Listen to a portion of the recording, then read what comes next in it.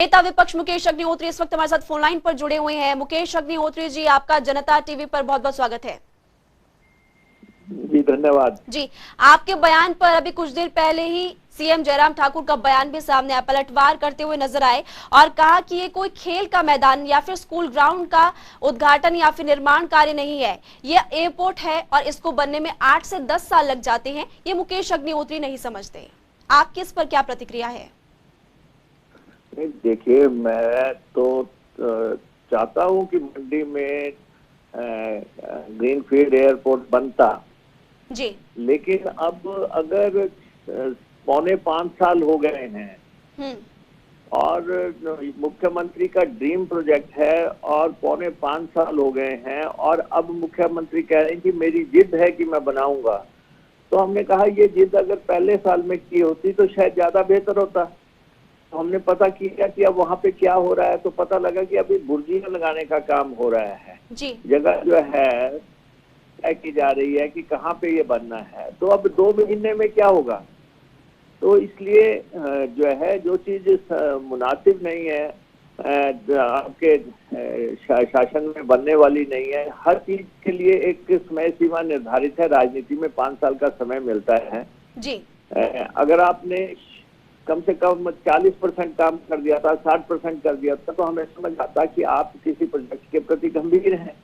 अब प्रोजेक्ट बना नहीं है तो मुकेश अग्निहोत्री को कोसने से क्या मिलेगा।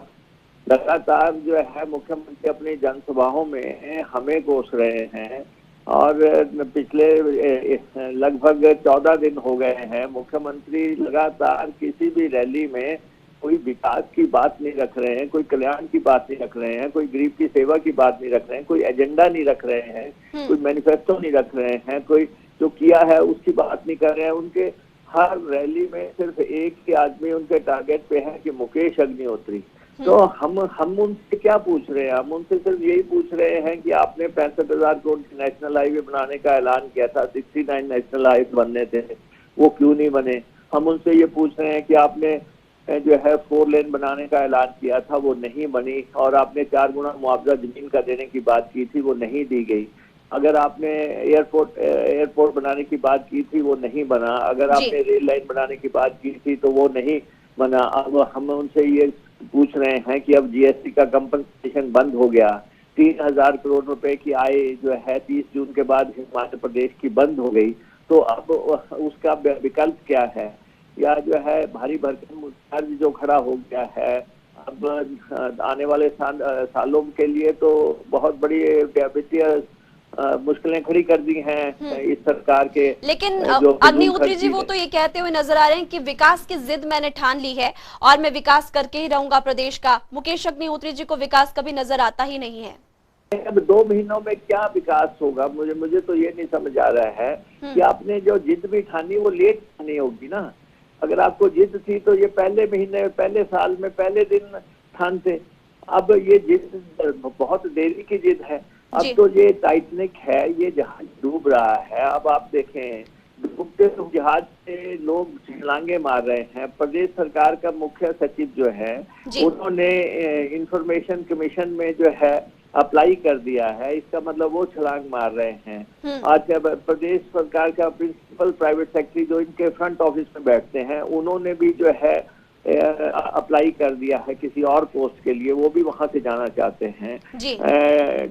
जो हमारे डीजीपी हैं उनके एम्पेनलमेंट हो गई, अब वो दिल्ली चले जाएंगे या कहीं और चले जाएंगे। तो जो टॉप ऑफिसर हैं, अगर प्रदेश सरकार के मुख्य सचिव चले जाए, डीजीपी चले जाए, प्रिंसिपल प्राइवेट सेक्रेटरी चले जाए, इसका मतलब अफसरों को पता लग गया कि ये जहाज डूब रहा है। अब इससे जो है दूरी बनाने में ही अच्छाई है। अग्निहोत्री जी, आखिरी सवाल मेरा आपसे ये है, आखिरी सवाल ये है, क्योंकि सीएम जयराम ठाकुर ने आज पत्रकारों से मुखातिब होते हुए ये भी बात कह डाली कि मैं तो मुकेश अग्निहोत्री का नाम तक नहीं लेता, वो अपनी अहमियत खुद ही दर्शाना चाहते हैं।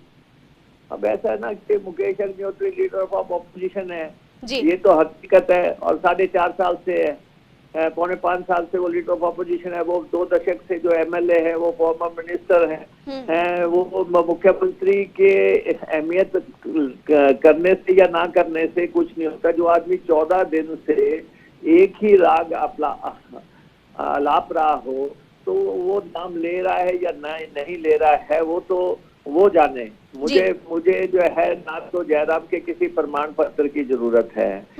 मैं जो जिस चेयर पे हूँ, मैं लीडर ऑफ ऑपोजिशन हूँ, मैं अपनी भूमिका निभा रहा हूँ। प्रदेश हित के जो भी मसले हैं मुझे उठाने हैं। अब ठीक है, ये अब जाति सरकार है, अब जा रहे हैं, अब परेशानी तो हो रही है, बखलाहट की बातें हैं।